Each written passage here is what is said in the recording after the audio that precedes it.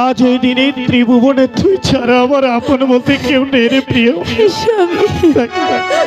তাই তো জীবনের শেষ প্রান্তে এসে দাঁড়িয়ে আমি তোমাকে একটি কথা বলবো প্রিয়।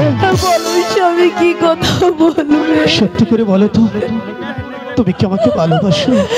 আমার জীবনের চাইতেও বেশি ভালোবাসি। তাহলে আমাকে আমার হাত রেখে কথা দাও। আমার একটি কথা তুমি রাখবে প্রিয়।